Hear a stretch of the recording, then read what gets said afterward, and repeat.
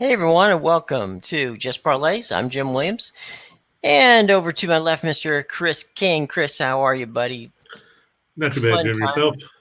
Not bad, not bad. Good times for all last night. Had a good night in the NBA and on the ice, and baseball was fun as well.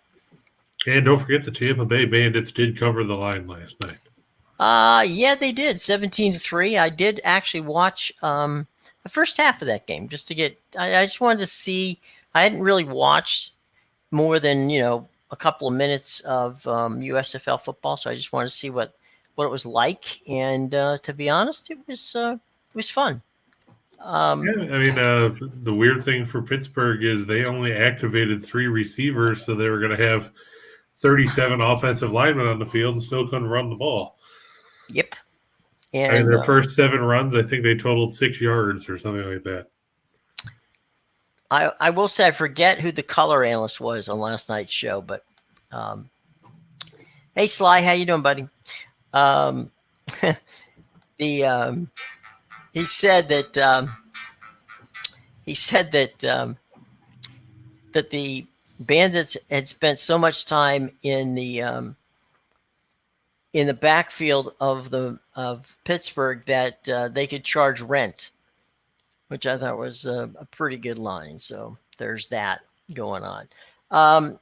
Quick, you know what, guys? Real quick, so you know, for your TV watching, the NBA tonight, there's 3 games. All 3 are on TV nationally. NBA on TNT, it's the Heat and Phoenix, and I'm sorry, the Heat and Hawks, and Phoenix and NOLA on TNT. Minnesota and Memphis is on NBA TV, and TBS has the Dodgers and Braves. So that's where you can go to watch your TV tonight, and that's where everybody's going to be. It's Hawks, Heat, and Phoenix and NOLA on TNT, Minnesota and Memphis on NBA TV, and TBS has the Dodgers and the Braves.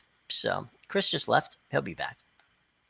Meanwhile, what we're going to do is talk about, let's talk a little bit about our friends at DraftKings. Okay, now DraftKings has a really good promotion coming up, and for max wagers, folks. And here's how it works. Okay, it's fun, it's easy to do, and it's the kind of stuff that that we always look for here at Max Wagers, and it's the opportunity to basically win some money by betting on baseball. Okay, so here we go. Here's the deal, and that is bet $5 to win $200 in free bets. Make your first deposit of $5 and bet on any Major League Baseball money line, and you can win $200 in free bets. Okay, so again, that's bet $5 to win $200 in free bets. Make your first deposit, bet $5 or more on any Major League Baseball money line to win $200 in free bets. Okay, now what you have to do is you have to use our promo code, which is WAW, which of course Winners and Winers video. Get all the information in the show box below. As always, please bet responsibly, and of course, most importantly, you must be 21 years of age to participate. All right, cool. Waiting for Chris to come back. Sly, how's it going with you? Everybody out there are having a good time today, and we're all just having an opportunity here to check things out. Hey, Matthew, how's it going? Let's go Grizz. That's right, the Grizz play tonight. And, when Chris comes back, as I'm sure he will in just a second, here he is. It's going well. Sly, how are you, buddy? Good to see you and Matthew in the house. Here's Chris in the house, too. Welcome back, Chris. Yeah, sorry about that. I have a couple of 5-week-old kittens in here, and they ran and tripped over the surge protector and reset it. Okay, well, it's good to have a surge protector and kittens who take care of them. Okay, so we're going to go to the Major League Baseball. Sly and Matthew's in the house already. Brewers and the Pirates. Now, this is not deja vu, folks. We're back here again. And why are we back here again? Because fading the Pirates seems to be a full-time job here at Just Parlays. Well, I mean, they didn't do anything to write home about yesterday, and as they were beaten 6-1. Right. Granted, everybody's trying to, because Christian Yelich had one good at bat, they're trying to talk about how he should be comeback player of the year. Just because you hit a grand slam against the Pirates doesn't really move the needle that much. But I mean, we're looking at the fact that, Milwaukee did get the win yesterday. I'm sure Lex will be very disappointed since he talks about the Pirates, winning the first 5 innings and the entire game, only to see that not paying out. Pittsburgh had 8 hits yesterday. They went 0 for 9 with runners in scoring position, and they're probably not going to get those kind of opportunities today against Corbin Burns. The reigning NL Cy Young winner, of course, a major factor in the Brewers rotation. Meanwhile, JT Brubaker, who's walked as many guys as he's struck out so far this season with 7 walks and 7 whiffs and 7 1/3, that's over 2 starts. You look at that ERA, it's over 9. You look at that whip at over 2. Those numbers aren't going to bode well when you're a team that doesn't necessarily set the world on fire offensively, especially on the road. You look at Pittsburgh, they're averaging 4.1 runs a game overall this season, but that drops to just 3 a night on the road this season. Milwaukee struggled at the plate in the early going. We talked about that yesterday. But, hey, they did put 6 on the board in back-to-back games now, so they've got that going for them. They took advantage of the fact that they drew 5 walks in the contest. Also took advantage of a wild pitch because they only had 6 hits. But 3 of those went for extra bases. And, getting those kind of benefits are something that you can't overlook in a game like this. And Brubaker will give you the opportunity to get free base runners. We saw it against Washington in his last start. He walked 3 in the first in a game where Pittsburgh was down 3-0 before they even came up to bat. They didn't come back to beat the Nationals that day, but still, you can't put yourself in a hole like that on a regular basis if you want to have any kind of success. Milwaukee's 6-1 in their last 7 at home against a right-handed starter. They're 5-1 in their last 6 as a home favorite. 5-1 in their last 6 against a right-handed starter. Period. The Pirates 15-46 in their last 61 on the road. They're 35-91 in their last 126 meetings in Milwaukee, and the Pirates are 1-6 in their last 7 against a starter with a WHIP less than 1.15. Unknown. What's wrong with the Brewers? They forgot how to hit. I think they left their bats in spring training. You look at the numbers for the Brewers this season. We talked about it a little bit yesterday. As a team, they're hitting a whopping 213. And, that's not really going to move the needle that much. You look at some of the key guys in that lineup, Colton Wong's at 205. Willie Adams is at 200. Lorenzo Cain's hitting 190. Hunter Renfroe's hitting 189, and he strikes out 1 out of every 3 at-bats.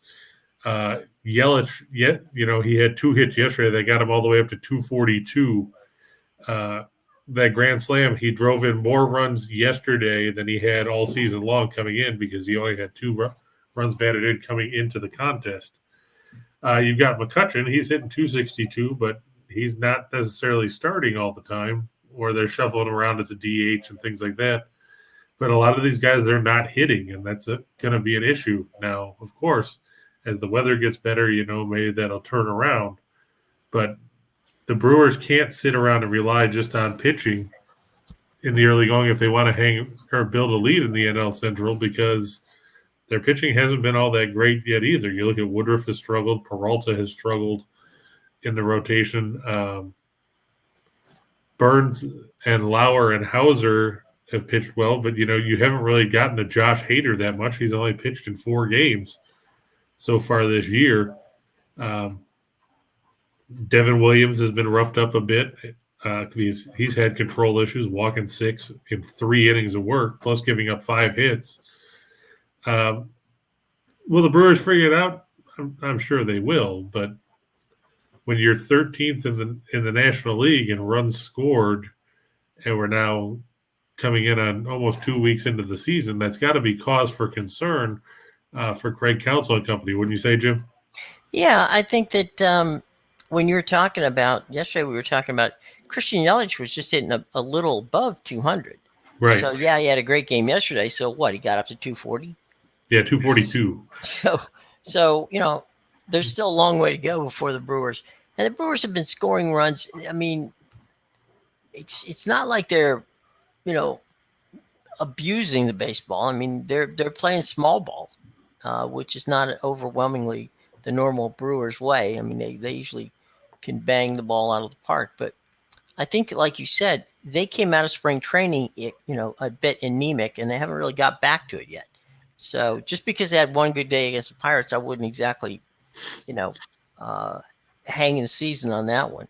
Yeah, and they've got a lot of older guys too. If you look, I mean, King's Yeah, you're right. 36, McCutcheon is 35, even Wong is 31. Jace Peterson is 32. He's hitting 095. Yelich is 30, and we've talked about the issues he's had the last couple of years. Omar Narvaez is 30. So, I mean, we're not talking about a bunch of 22, 23, 24-year-olds in this lineup. And, that weather is going to take a toll, especially when it's 35, 40 degrees. We talked about that yesterday with the Rays going to the Windy City to face the Cubs where, they had snow. It's tough to hit in that kind of weather. But, the problem is, it's not like you're the only team doing it. You're playing another team that's got to play in those same conditions. So you can't just go around and say, well, it's not our fault that we can't hit. No, it is, because if you get beat by somebody that's playing in the same conditions as you, obviously, somebody can hit the ball. Yeah, I mean, basically, a lot of baseball players will tell you when it's cold weather, and you literally swing the bat and hit the ball, it feels like you're, put your hand in a hornet's nest. I mean, it's because it just stings like all get out. But it's been a time-honored tradition that pitching has always been ahead of hitting early in the season, and then things tend to average out. But I don't know if the Brewers are the old Harvey Wallbangers of the days of old, but they definitely need they definitely are capable of hitting better than they are doing so far. So there's that. Yeah, it's definitely been a disappointing campaign if you're a fan of the Brewers at the plate. And Matthew, just for the heck of it, buddy, we're going to be getting to that game in not too distant future, and I'm glad you get to go. Matthew's going to go see the folks at go see the Grizz play tonight. So good for you, buddy. Spoiler alert: I didn't put that game up on the board, but I was backing Memphis. I was just a little. I was a little leery with the way they didn't play defense the other day, so I didn't put that one in as one of the top options. But I think Memphis should bounce back. John Morant putting up video clips of Jordan after the game one loss. You can't put up clips like that and then turn around and lose again. So you have to think that Memphis, they got punched in the mouth a bit in that one. You have to think they'll bounce back at home here, because you don't want to go to the Target Center in a 2-0 hole when you're the higher seed by any stretch of the imagination. No. But hopefully you have a good time. Hopefully the beer won't be $16 like at the Gila River Arena. And hopefully, for your sake, Matthew, Memphis will come out with a win. You never know. Here's the game on TBS tonight, Dodgers and the Braves. And how about it? Last night, Freddie Freeman, first time up against his old team, and he puts one in the seats. Yeah, and, this continues basically the Atlanta hangover. They won the World Series last year. They've struggled out of the gates. They're 5-7. They lost 2 out of 3 to the Nationals. Yep, they're hitting a collective 233 on the year, so they're not hitting all that well either. Their pitching staff hasn't been great. They've got a whip of 1.28 as a staff. I mean, Atlanta's riding power because they've got 15 homers, but the problem is if you're hitting homers and nobody's on base, you're not really denting anybody on the mound in that regard. Now, I know everybody's talking about, Ronald Acuna is down in AAA on a rehab assignment. They hope he's going to come back in the first week of May. Guess what? That doesn't help you right now. That's still 2.5 weeks away from now. Well, that second line you have there, Max Fried at 0-2 with a 5.73 ERA, that tells you right there all you need to know so far about the Braves, because Max Fried is their, basically their ace. Right, and he's been cuffed around. He's given up 15 hits in 11 innings. Right. Everybody will point to the fact that he's only walked one guy, but guess what? Guys don't have to draw a walk to hurt you if they're tagging you around the park like they have this season. I mean, They're pounding. he hasn't given up a homer yet, so I mean, let's give him credit for that. But the fact remains, 15 hits in 11 innings isn't going to get it done. Opposing teams have a 326 average against him so far in his 2 starts. Granted, it's a small sample size, but just remember this.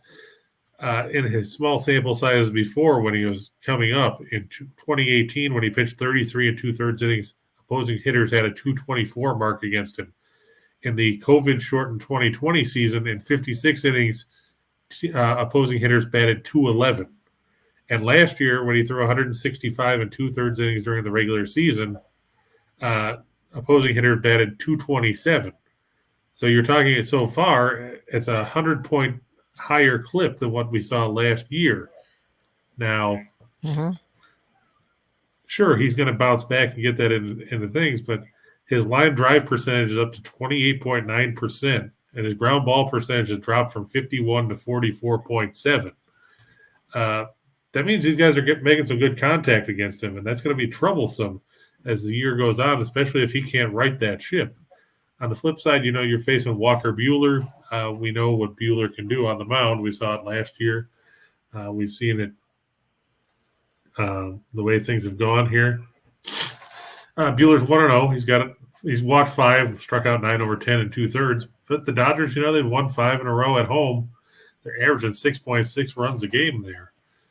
Atlanta is just averaging 3.2 runs a game on the road this season. The Dodgers 44-12 in their last 56 as a home favorite. 44-12 in their last 56 against starters with a WHIP greater than 1.30. And look at that, they're 44-12 in their last 56 at home. So apparently 44-12 are numbers you should be playing in the lotto today if you're backing the Dodgers, because obviously they're popping up all over the place. Meanwhile, the Braves just 2-5 in their last 7 on the road against right-handed starters, 1-4 overall in their last 5 against right-handed starters. And we're not talking about a bunch of guys on the mound that were setting the world on fire. To begin with. Yeah, because if you look at some of these guys that have pitched against Atlanta in the early going this season, let me just take a look here and see who they faced. Because we're not talking about a murderer's row of pitchers by any stretch of the imagination. Okay, we've seen them face Vladimir Gutierrez and Hunter Green of the Reds. We saw them get lit up by Josh Rogers of the Nationals, who was a throw-in starter because somebody else was who's going to start that day. I'm trying to remember. Right. Who was supposed to start? Yeah, back on April 11th, it was supposed to be somebody else, and then they went on the injury. Oh, it was Sanchez. Yeah, it was Anibal Sanchez. Yeah. Then they faced Corbin. They faced Josiah Gray, who's pitching today. Josiah Gray's a good pitcher. True, but I mean, he's still young. Oh, yeah, 22 years old. They faced Joe Musgrove. They faced Mackenzie Gore, the hotshot prospect for the Padres. Then they faced Nick Martinez, who's back from Japan. He wasn't very good when he pitched for the Rangers before he went to Japan, so now apparently people think he's going to be serviceable because he put in some good numbers over there in the NPB. Then they faced Darvish and were handcuffed by him, and we just saw Darvish get lit up by the Giants in his previous start. And then they faced Kershaw yesterday and proceeded to do pretty much nothing in the first 5 innings against him. They got 3 in the 6th when Kershaw tired, but after that, they were blanked by the bullpen. And now you're going to face Buehler, and that's not going to bode well for Atlanta either. Yeah. And then just talking about the Dodgers there for a second. So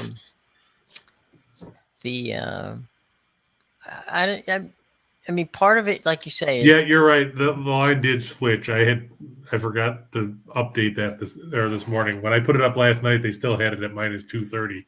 And when I went through this morning, I missed the line at the top. It's supposed to be minus 155.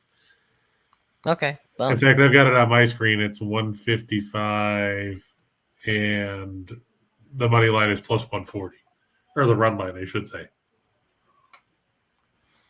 so okay. So the Braves and the Dodgers. It looks like it'll be another win in Chavez Ravine for the home team, and Yeah, they'll be 6-0 then at home.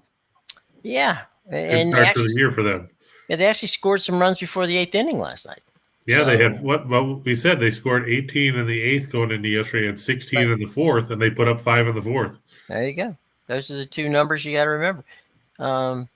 It's not a bad situation. Nice town Matthew's from, Austin Riley, Ricky Spinhouse. So some definitely quality talent there, Matthew. Quality talent. I hope you enjoy the Memphis game. We already talked about it. We hope they hope you get to see a win tonight. That'd be nice. Yeah, Steen likes to call him Ricky Spinhouse instead of Ricky Stenhouse when we do the NASCAR show because he inevitably finds a way to wipe out and create havoc. Of course, for those of you that missed the NASCAR show last week, we've all had to listen to Reichel talk about how he picked Kyle Busch to win the race. But let's face it, Kyle Busch shouldn't have won that race last week on the dirt track in Bristol. He was helped by Chase Briscoe wiping out Tyler Reddick, among others. So if you see Reichel, just tell him that even a broken clock is right twice a day. Right. Well, all right. We'll leave it. That it was fun to watch the race the other day. The NASCAR race at Bristol with the mud, but it's not so much. The rain didn't help with that either. Say the rain made it like they were running on ice for the last few times, and one of the things about NASCAR is when you start getting toward the end of the race and there's one caution flag, you're going to see a lot of caution flags. True. Because everybody starts to get a little antsy and they take chances and bing, bang, and boom, there you go. You're doomed. All right, let's go to the NHL where tonight there's a couple of interesting games starting off with the Wild and the Canadiens. Yeah. Now, it's interesting for the Wild, not so much for the Canadiens. Well, I think it's interesting for the Canadiens because they'll see Carey Price for the second straight game. Right. I still think it's rather pointless having a guy that hadn't played all season come back for these meaningless games. I get the fact that, like you said, they might want to get him up to speed and what have you, but let's face it, the guy's going to be 35 by the time next season starts. You still owe him a crap load of money that nobody's going to want to take on. Nobody wants to pay him $10.5 million for the next, I want to say it's, what did I say, 2026, 27? Yeah. Yeah, so nobody's going to want to pay that kind of money regardless of what he does down the stretch. He's clearly not the same guy that he was earlier in his career when he won the Hart Trophy and the Jennings and the Pearson and the Vezina all in one season back in 2014-15. And, but go ahead. I was just going to say, I sent you an article the other day from The Athletic about the fact that Canadiens fans were lining up in droves just to either see him or get his autograph when they filled up the building in Montreal just to see Carey Price play. So well, that's because they had to have something to be excited about. But let's face it, they're still not a good hockey team, and whether he comes back and plays next year and is their number one goaltender or not, they're still not going to be a good hockey team. No. I mean, you're talking about a guy that's got a $10.5 million cap hit. It's the highest goaltending contract in the league.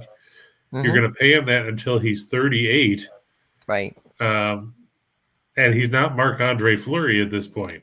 No. Even Marc-Andre Fleury is not Marc-Andre Fleury at this point. Right, but I mean, he's basically playing like a former Montreal goaltender that we talked about, that Bruce Boudreau should never start again, in Yaroslav Halak. Halak had one very, very, very hot, run, and I witnessed it because it was instant caps, and nobody could score against Halak in that particular series. But that was, we get on guys like Brandon Holtby, right? But the Capitals won a cup with Brandon Holtby. Right. And, they got in the playoffs with Semyon Varlamov. And, some of these guys, when they go other places, life is not as good. So we'll say. Ninja on the Tampa Bay Rays, -115. What do you think, Chris? Well, I'd be biased in that one because obviously I'm a Chicago fan. I took Chicago yesterday because we talked about how Tampa Bay has struggled in the weather, and they struggled yesterday as well. I mean, they finished with, 2 runs? I think they had a half dozen hits or so. I think it's 3-2, yeah. Or 4-2. Yeah, 4-2 because Schwindel hit a homer in the 8th. Right. But, I mean, Tampa Bay's offense has not looked all that great so far. It looks like they're starting Matt Whistler tonight, who Cubs fans are familiar with because he pitched out of the bullpen for us a couple years ago. So, I don't know. Is he going to be an opener type situation? What's Kevin Cash going to do there? Yeah, I think so because last night they wasted a good pitching outing. McClanahan pitched well. I'll give him that. McClanahan. I mean, he pitched well. But, this is an opener game today for the Nationals. So, I mean, who's going to be the bulk inning guy? I don't know. Because I see Yarbrough still on the IL. Right. It may not be a bulk inning. It may be, maybe one inning at a time. Yeah, 1 inning at a time or a couple innings. So, what's your top 3 picks of today in all sports? The spread. V. Russell, we'll get to that in a little while, okay, buddy? We will get to that in a little while. Let's finish up on Minnesota and Montreal as we move on. Hey, V, you're on Facebook. Which Facebook page you watching us from? Just out of curiosity. If you'd fill that in, that'd be great. So we'll get to you. Don't worry. But like Jim was saying, Montreal's 3-12 in their last 15 against teams with winning percentage above 600. They're 1-7 in their last 8 after a home loss of at least 3 goals. They lost 8-4 to Washington over the weekend. They're 0-4 in their last 4 on 2 days of rest. And Minnesota has owned this series of late. They've won 11 of the last 12 meetings between these teams.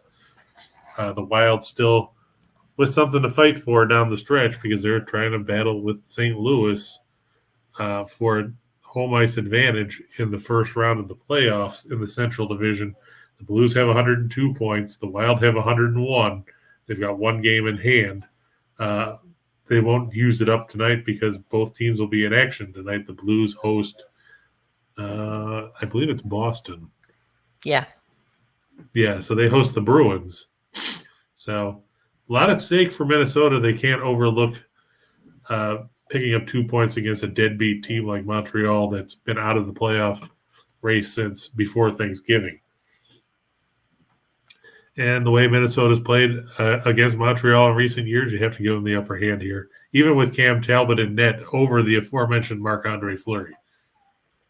Right. And Marc-Andre Fleury is going to start, for them. So, yeah, I think he should be getting more games than Talbot at this point.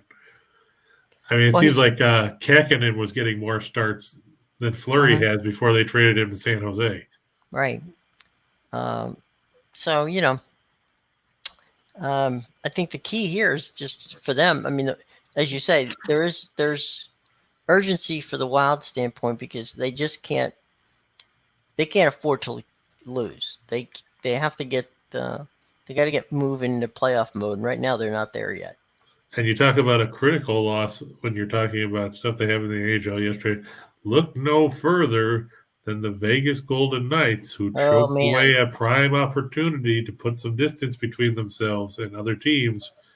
but instead they gagged and lost 3-2 to New Jersey at home. Now all of a sudden you've got a Vancouver team that's won 6 straight, just 1 point behind Vegas in the Pacific Division. I They're guess only Allie 4 must points. have watched some of that game last night. Must be. And they're only 4 points behind the Kings, who hold the final guaranteed spot in that division. They're 5 back of Nashville and Dallas, who own the 2 wildcard spots. So look out for Vancouver. Vegas blew a chance last night.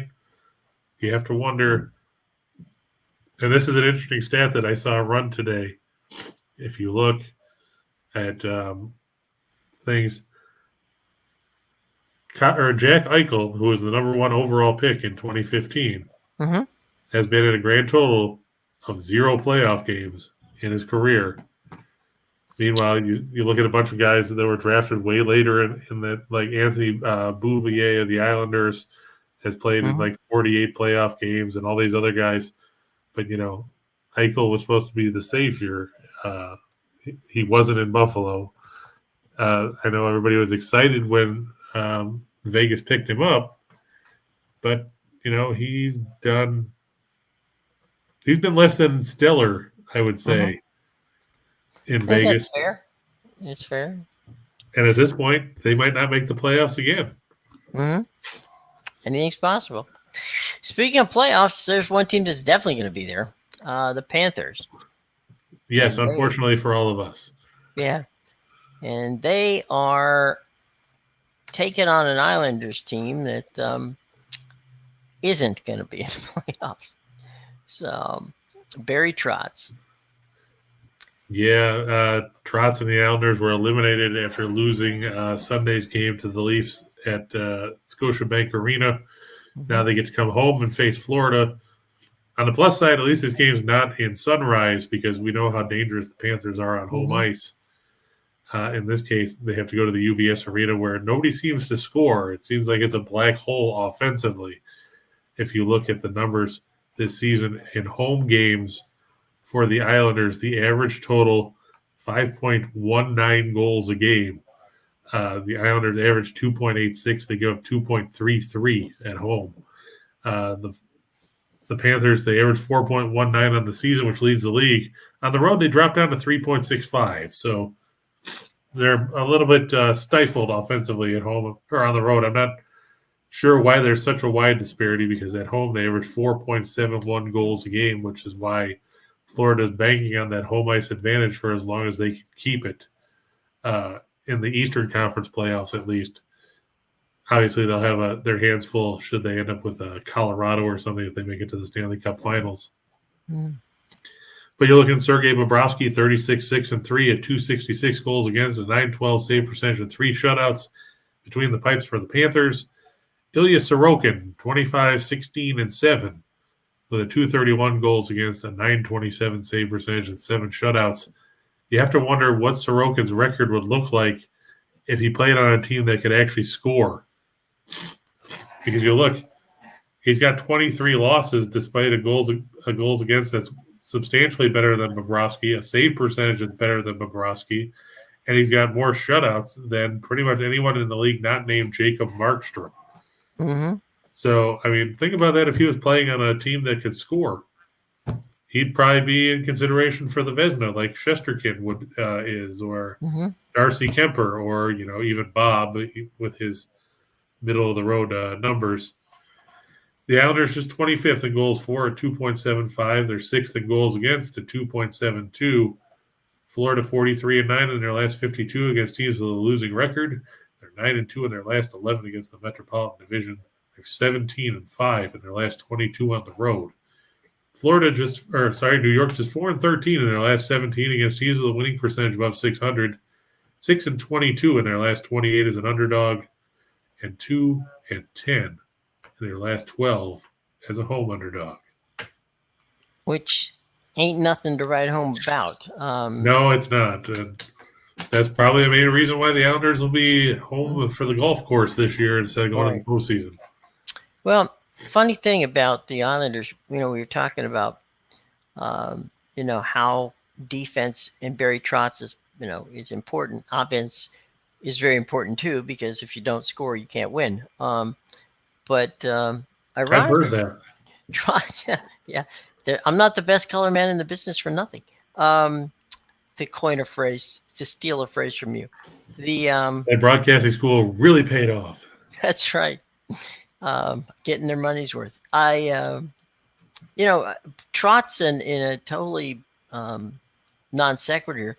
Trotz and Kenny Albert were roommates for a year on the road when Kenny was doing his first job broadcasting the Baltimore Skipjacks, a team which was coached by Barry Trotz. So they were roomies on the road.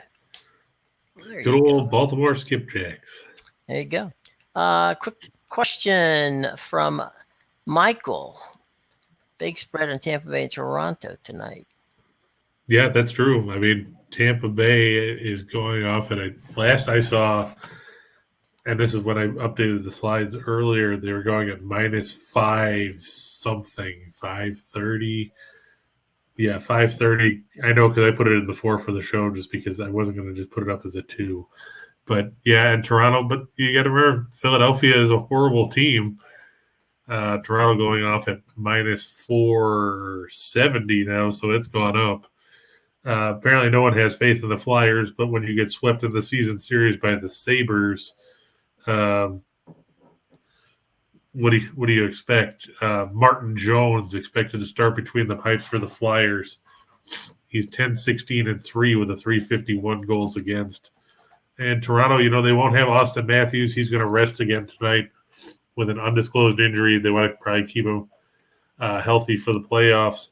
Jake Muzzin won't play tonight, but you look at recent games for Martin Jones, his last 3 games, he's given up 15 goals on 90 shots.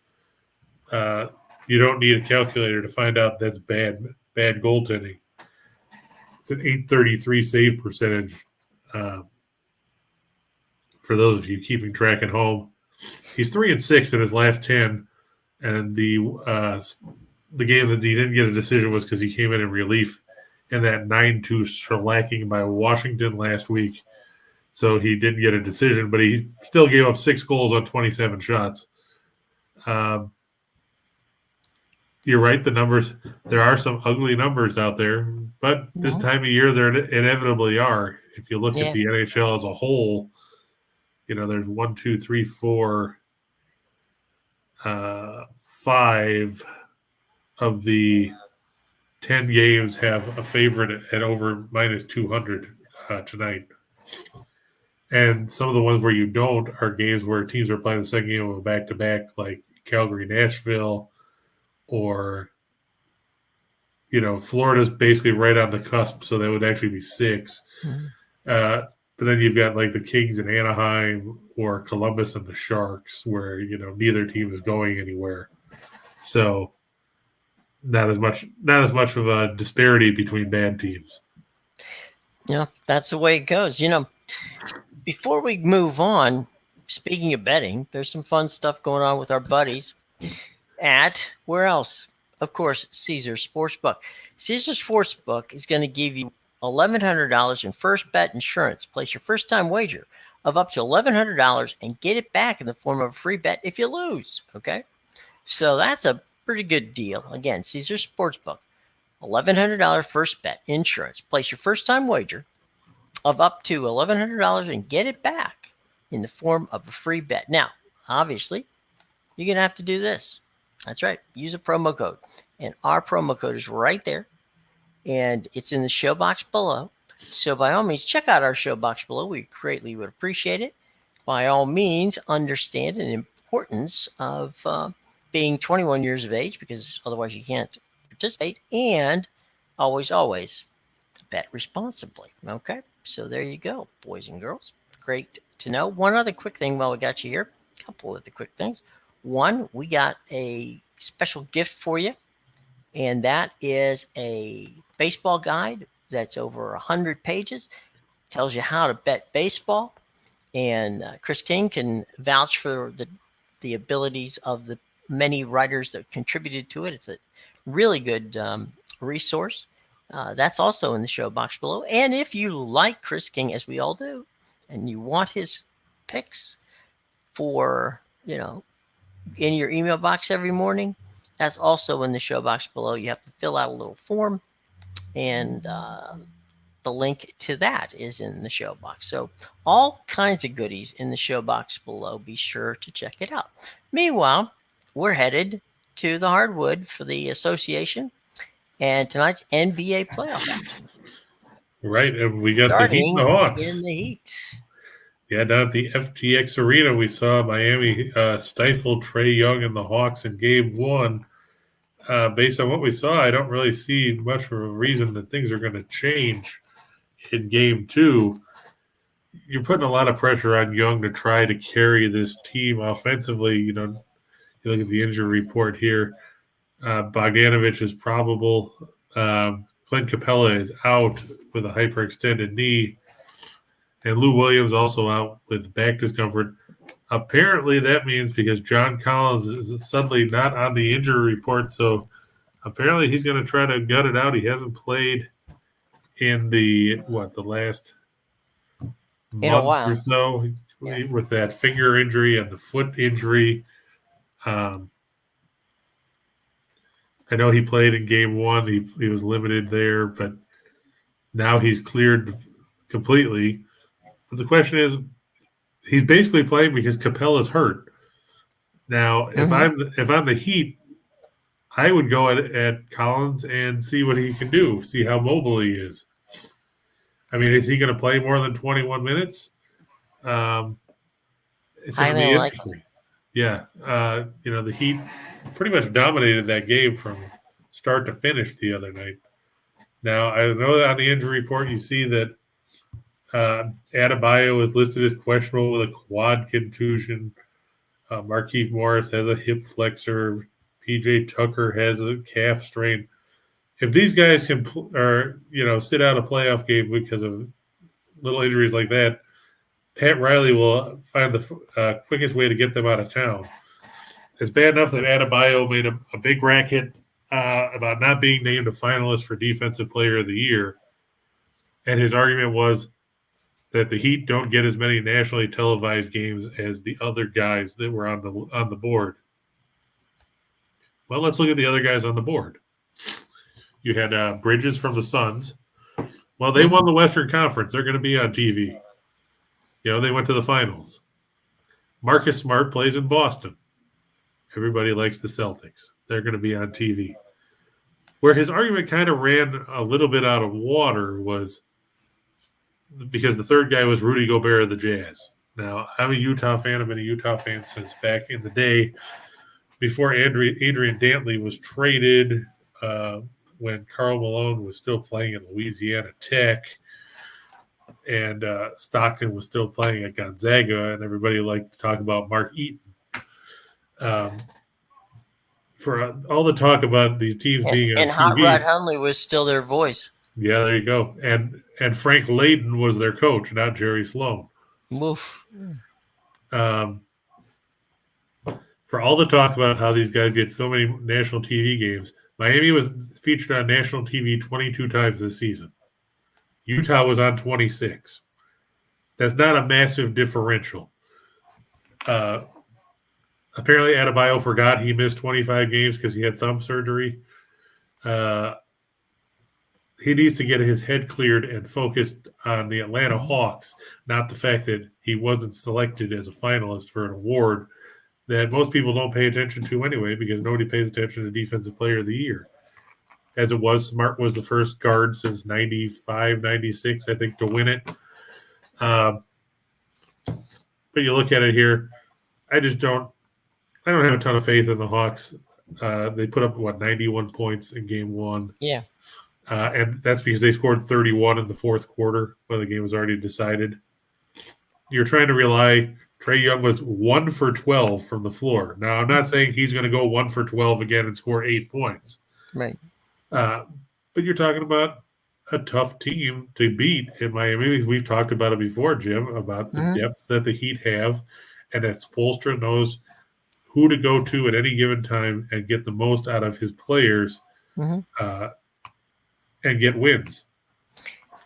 Justo wants to know about the Heat. Are you in any way concerned about them giving 7.5 points? No. They're playing at home. Atlanta was 17 and 26 on the road. Now, when you count the play-in game when they beat Cleveland and then losing game 1. Miami plays well at home. Just to take a quick look at splits about this. Let's see. Atlanta on the road has been outscored.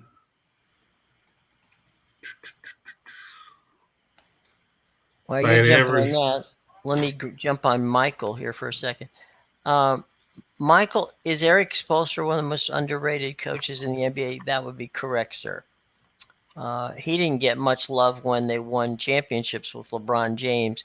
And trust me, when you have to manage LeBron James, you not only deserve Coach of the Year, you deserve possible sainthood. It's not an easy thing to do. So, yeah, Michael, you're right. Eric Spoelstra is one of the most underrated coaches. Remember that the guy who is his boss happens to be Pat Riley. So, look how long Spoelstra's been around. He's been around for, I would say, is Eric like the second or third longest tenured coach in the NBA at this point for one team? I think so. Everybody's behind Pop. He's been there since 08-09 as a head coach because he was an assistant before that, going all the way back to 97-98. Right. And he would be Pop would be the only one that has more time in the league than he does. Yeah, I'm pretty sure. It would be, because Pop's been there since, Nixon was president, basically. Since they built they literally, built the Alamo around Pop. So, yeah, just to give you an idea, it goes Pop, then Spoelstra, and then you go to the next in line is Steve Kerr, who was hired in May of 2014, and Quentin Snyder was hired in June of 2014. Well, to round out the top 5, Michael Malone has been with the Nuggets since June of 2015. Every other team in the league has not had their coach longer than May of 2018.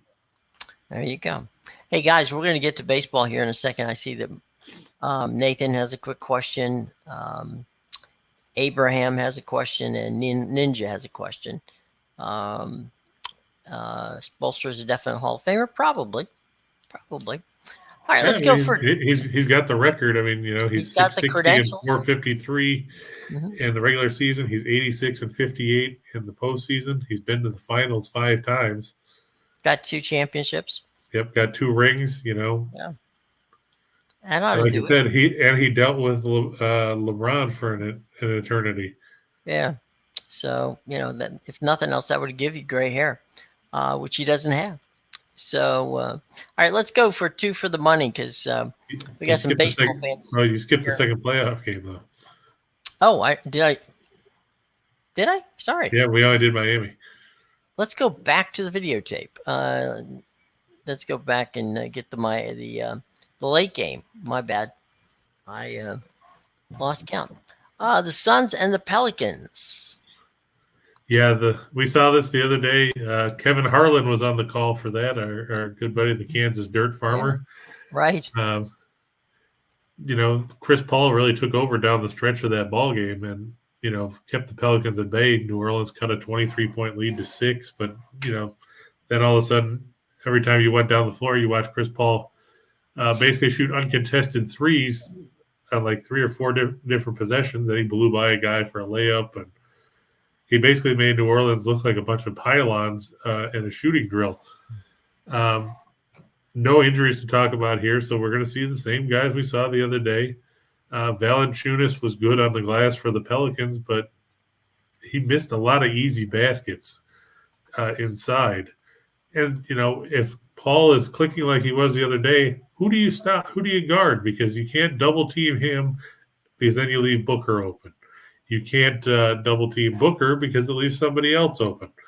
I mean, you have to pick your poison there, and you're looking. You got Ayton, you got Bridges, you got Crowder, who did nothing in that game. But you've got Booker, you got Paul, you got Cam Johnson, McGee can be effective in stretches. I mean, who do you try to challenge to beat you in that rotation if you're Willie Green, Jim? Look, there's a reason why Phoenix was the top seed in the West and the best team in basketball. And I don't know where to go. I mean, the Pelicans just don't match up with them. They'll get their participation trophy, and they'll be headed back to New Orleans to have some, some gumbo, maybe after 5 games. But I don't think it's going to be very long. That's for sure. You look, Valanciunas had 25 rebounds in that game the other day. The Pelicans won the rebounding battle 55-35. Right. But Valanciunas, 13 offensive rebounds, but he was 7 of 21 from the floor. That's not going to help. No, I mean, and on the other end, DeAndre Ayton was 10 of 15 from the floor. So, I mean, he got beat defensively. He was good on the glass. I'll give him that. 13 offensive rebounds. That's tough to do. But if you're not cashing him in, it doesn't matter. Yeah, that's true. And the other part is that, what you said about Chris Paul, if you're not going to guard Chris Paul, you're going to have all kinds of trouble all night long. Yeah, I mean, he was 12 of 16 from the floor. And, I mean, he wasn't going to shoot layups. He only missed 4 shots all night. Okay. Yeah, 2 of those were threes because he was 4 of 6 from beyond the arc. Michael has probably the single most important question of the day, and that is, how do you feel about the uniforms like the Sun? They have the Valley. Personally, I hate them. But more merchandising. It's true. I don't know if you saw it, but last night, Michael and Chris, gang, but there was Philadelphia Sixers, the 76ers, were wearing a red jersey with white Phila. I mean, yeah, I did see that. Who calls it Phila? I mean, if you're going to do it Philly or something like that. I mean, and because it's not like you're going to get it confused with the Phillies, because you just spell it with the Y and you're good to go. I mean, I'd prefer they might as well just put cheesesteaks on there. But Phila, yeah, some of them I don't even get. I mean, the PHX on Phoenix I get because that's the abbreviation for the city. But, I'm not a fan of a lot of those. I'm not a fan of the Los Suns or the Los Spurs. I mean, I get that they're trying to play to the international market, but they're not called Los Suns. I mean, if you're going to do that, then you'd have to change the whole thing. It would have to be Los Sol or something like that because right. Suns is not what sun is in Spanish. Correct. So I mean, you're basically just trying to create a mismatch, and it just looks stupid. But that's an opinion for a different day. Right. There are some that are cool, but I mean, it's kind of like the City Connect uniforms that they've got in baseball now. Some of those are stupid looking too. To see the Dodgers in all blue uniforms is a little weird. Or the I don't know how crazy I am about the Wrigleyville ones that the Cubs have brought out. Some of them look like softball uniforms. I mean, why don't we just go back to the Pirates with those stupid-looking hats and stuff like that? Oh, I kind of liked them back in '79. I thought the Weir family group was kind of fun. And the White Sox wearing shorts, That was stupid. No, that was the Bill Veeck era when they blew up Comiskey Field almost. That was a crazy time. That's Bill Veeck for you. They had remember those White Sox jerseys had collars on them as well. Yeah, that was crazy. Black shorts and black. It was crazy. What about the White Sox? That's right. I just the shorts. I saw them in spring training, and it was kind of weird. And Don Kessinger was their manager, who used to be a fantastic shortstop, along with Glenn Becker, who played second base for the Cubs. And those guys were a phenomenal double play team. He probably thought they were dumb too. Yeah. So he had Santo at third base on that team. So Marlo, I was a fan of the Pirates uniforms back in those days. I thought that was kind of fun. All right. So We got some baseball here. We got some guys who want some baseball questions answered. So let's move on to two for the money. I know we have some baseball popping up and around. So off we go. Already. Do, do, do, do, do, do. Yeah, we talked about the Heat already. I think they should take care of business because Atlanta. I know Trae Young will get some points, but that Spoelstra's got a way to game plan for him. The Panthers over the Islanders, the Brewers over the Pirates again, and the Rangers over Winnipeg, much to the chagrin, I'm sure, of Slide. But I know that Slide's probably realized that Winnipeg's struggles early in the year with before Paul Maurice stepped down probably put them in too deep of a hole to try and come out of as far as the playoffs go. And injuries have taken a toll on the Jets as well. Mm-hmm. And then playing at Madison Square Garden with Shesterkin is a real challenge for anybody. I don't care who you are. So we'll look for the Rangers to win there. Michael said that the Padres wearing those brown uniforms look like UPS employees. Yeah, I remember the Astros with the rainbow on their uniform back in the mid '80s. We used to call them the bubblegum uniforms when you play on the Nintendo. For those of you kids that don't remember the Nintendo, that's back before, when everybody looked like they were about this big, and, if they committed an error, it looked like somebody played whack-a-mole on the guy. And it looked like he was going through electroshock therapy. Oh, Nathan, buddy, know when you're ahead, my friend. Know when you're ahead. And Slide, I appreciate that. We were fortunate. Let's face it, Yelich hit that grand slam and kind of blew that game open. But yeah, we have no issue saying that we're wrong either, and that's why we appreciate we're all on you guys. It's all transparency. Yeah, we appreciate you guys that come out and tell us if you do well or if you don't do well. I mean, that's what it's all about. We're all in the same boat. That's true. We're not going to hit it 100% of the time. Yeah, I like the Rangers team total too. If Hellebuyck struggles at all, or if they go with Eric Comrie, the Islanders, if they'll have to play to Florida's kind of tempo in order to try and push the total up because they don't necessarily take a lot of shots on home ice. But it's quite possible you could see a 5-3 type of game there just because of the sheer volume that Florida generates offensively. Of all the hits the pucks are going to be shooting. And Nathan, you should never go to the tables after you win money. That's when you go home. Right. Go to the bar, but don't go to the tables. All right, let's go 4 for the show. Yeah, this is where I stuck Tampa Bay in because Michael was talking about how ugly the numbers are. And as you see, they are ugly. But that's why you stick it in here where it's in with some other crap, so you don't necessarily notice it as much. I'm going to go with the Dodgers over the Braves again. We talked about how well Los Angeles has played at home. We've talked about Fried's early season struggles. We all know about Bueller. And you could win Ben Stein's money. But that's a different show too. The Suns over the Pelicans. I think we saw the Pelicans put up probably their best fight when they got within 6 before Paul took over in the fourth quarter the other day. Tampa Bay, I'm sorry for Detroit Lenny, but the Red Wings have basically folded up like a cheap tent. Tampa Bay, they've had their issues. And like we talked about last week, Jim, you have to wonder if all these extra games have taken a toll on Vasilevsky and the rest of the Lightning at this point because, they played a ton more games than anybody else at this point the last couple seasons with back-to-back cup runs. I mean, how much do they have left at this point? Yeah. I mean, it's tough to do. We already talked about how many extra games you play. Abraham on the Mets and the Giants. We may have that in our big board coming up here, but it's in there. Hang in there, buddy. And then the Mariners as well.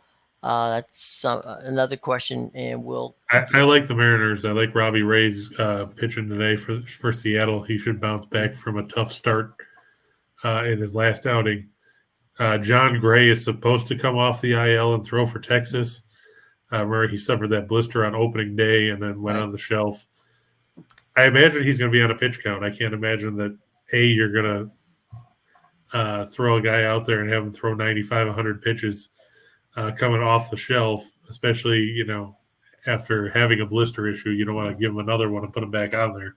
Right. And, Get him back real quick. Let's face it, raised the reigning AL Cy Young winner for a reason. Mm-hmm. I think that the Mariners will get the win at T-Mobile Park. Still remember what it was called, Safeco Field. Mm-hmm. And so we're going to go to our shot in the dark, which is everything with the kitchen sink in here, folks. And the menu. Good opportunity. The menu, right. Mets and the Giants. There you go. Yeah, I like Tyler McGill over who's going to the game one again. Cobb, right. You can probably stay. I know the total is bounced between 6.5 or 7. I like it better under 7 than under 6.5, just because it gives you a little more wiggle room. Game 2 is probably going to be another low-scoring game because you've got Scherzer and Logan Webb expected to pitch. Now, I haven't seen the weather in New York City today. Hopefully, it's not as bad as it was yesterday.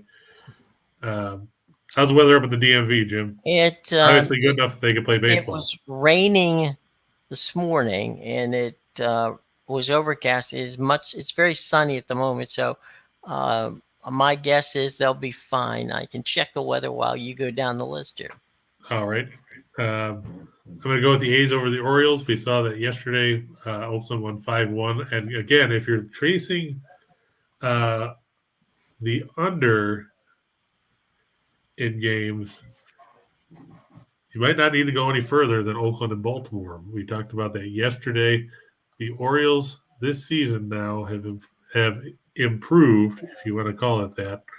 I believe the under for them is 9-0-1 in their 10 games. And the one push was against Tampa Bay in a game when they didn't even score. That was a game they lost 8-0 at the Trop in the opening weekend of the season. Let me just double check to make sure I'm giving you the accurate number there. Yeah, 0-9-1 as far as the over. So the under is 9-0-1 in Baltimore's 10 games on the year. Oakland has stayed under in 6 out of 10. Baltimore hasn't really announced who they're going to start yet, so that's always entertaining. Nothing like old TBD is your starting pitcher, but it doesn't matter. I mean, Oakland doesn't score a ton of runs either. Cole Irvin going for the A's, by the way. Total set at 8 for that one. We saw 6 yesterday. I don't know if we'll see a whole lot more than that in this one. Just to give you an idea of Baltimore's totals this year in their games: 3, 8, 8, 2, 9, 6, 3, 7, 5, 6. So offense in Baltimore, I think they have an allergy. So don't expect a ton there. I'm going to go with Boston over Toronto. Eovaldi over UC Kikuchi pitching for Toronto in that one. The Phillies over the Rockies. I expected the Phillies to actually put up some runs yesterday. They didn't. They lost 4-1. Hopefully they bounce back tonight. Kyle Gibson going against Kyle Freeland. The battle of the Kyles. Yeah, basically. I'm going to look for the Hawks and Heat to stay under 219. We saw, 216 the other day. Minnesota and Memphis over 241. We saw, 247 the other day. And Minnesota tends to play high-scoring games on the road. They play lower-scoring games at home. Don't ask me to explain it. I credit David Behrman from ESPN for pulling up that trend before going into the All-Star break. They had averaged 250-something on the road in a 12-game stretch, and it was down to 212 in their previous 12 games at home. So going on the road, just take a look at what Minnesota did in the regular season. As far as road games, the Timberwolves averaged 118.4 on the road and gave them 118.2. That's a lot of points, especially in today's NBA. I mean, those are basically 80s-style offensive numbers. Meanwhile, Memphis at home averaged 117.3. So you're looking for some big offensive numbers in that one. I'm going to look for New Orleans and Phoenix to stay under 221.5. If you look at recent matchups between those teams, we've seen a lot of low-scoring games. New Orleans comes in with 3 straight unders, 7 unders in their last 10. The Suns have recorded 6 straight unders and 8 of their last 9 coming into that contest. Just look for a lot of defense here.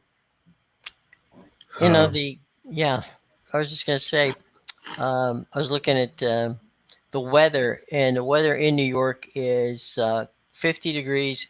It's windy, but there's not any precipitation anywhere close. So it'll be, it's not going to be pleasant from it's going to be kind of chilly and windy outside. But other than that, it'll be fine for the Mets and the Giants game. Basically, that's the kind of weather that San Francisco's used to. So they should be in good shape about that. What's the line on the first half for Memphis, Nathan? I haven't looked since this morning. So if it's under, 4 or 5, you should be fine. I don't know if they're going to run them out of the building or not, but I think that they should be ahead at the half. They're going to learn from their mistakes. Yeah, exactly. They don't want to go down 0-2 and head to the Target Center. I look for Morant to have a big game for Memphis today. We thought the Bandits would get over the Panthers. I'm sorry, Panthers. I'm going to the University of Pittsburgh. The Maulers yesterday, Andrew, and they did a good job. They played well. They scored all their 17 points in the first half. But so you didn't miss anything by not watching the second half. Yeah, they basically played heavy defense the whole way through, and there you go. That was good. He likes the picks. Don't know much about the NHL. Maybe it looks good. We're trying here, buddy. And the next one on the board here. Let's throw some more up. Just to hit the last ones on the shot in the dark. I'm going with the Kings over the Ducks. The Kings need that win if they want to maintain their playoff position. Anaheim's got nothing going for them. Mm-hmm. Much to the chagrin of Ryan, I'm going with Columbus over San Jose, even though the game's in San Jose, because the Sharks have lost 10 in a row. So kind of hard to have faith in them. And I'm going to go with the Flames over the Preds. Dan Vladar starting against UC Saros. I could have also thrown the Blues in there over Boston. The Blues 9-0-1 in their last 10.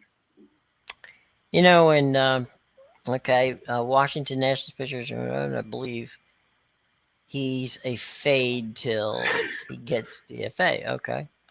So apparently Marlowe not a fan of Adon. The line is 4 for the first half. Nathan, I think you should be good there. It's come down from 4.5 at some books. So, the Nationals are in the bottom of the 6th inning, beating the Arizona Diamondbacks 3-1, and Josiah Gray. Thanks to an error in the 5th that allowed him to score twice. Josiah Gray went through 5 innings, gave up 1 run. So there's that. So there you go. Right up to date on the scoreboard here. On that, what was it that Nathan says I guess. No, we were talking about the first half line for Memphis. It's Memphis -4. Okay, cool. I don't see any more questions. Anything else out there, guys? Before we hit the road here. I think remember that you got the Max Wagers Network, which starts off at noon with Midday Money. Sean Higgs, one of our buddies. Allie Burns, who showed up yesterday and spent some time with us. She comes on at 1 o'clock with Morning Wood. That's Chris and I at 2. Then there's Scott and Scott from 3 to 4. Then from 5 to 6, we've got Lenny, Tim, and Nick, who get you ready for all the night's action. So all kinds of fun stuff going on. Keep it here at the Max Wagers Network. And starting next week at 4 o'clock, we're going to have our soccer guru, Mr. Sean Miller. And Sean's been on the show before. Very entertaining fellow, very knowledgeable. Just came back from Europe where he has been covering the championships. The Champions League. So all kinds of good stuff with that. So hang with us on the Max Wagers Network. Be sure to check us out on our YouTube, and be sure to hit that button, like I said, right there. And make sure that you ring the bell and make sure that we got all the notifications. So give us that like and all that kind of stuff, because it's very helpful to all of us and to you as well. And also follow us on Facebook too. Okay. All right, gang. Look, it's been a lot of fun. Chris, any final thoughts before we get out of here on a Tuesday? A lot of good games out there to watch. Of course, with a couple double headers added to the baseball schedule today, Mm-hmm. And watch out for Shane Bieber pitching for the Guardians against the White Sox. Apparently, Dallas Keuchel getting the start instead of Jimmy Lambert. But I went with the Guardians in that one. Provided that game doesn't get rained out too, because God knows we've seen enough of those already. That's true. That's true. All right, buddy. Everybody have a great day. We will see you tomorrow. Thanks a lot. See you at 2:00 right here on the Max Wagers Network. Take care, everybody.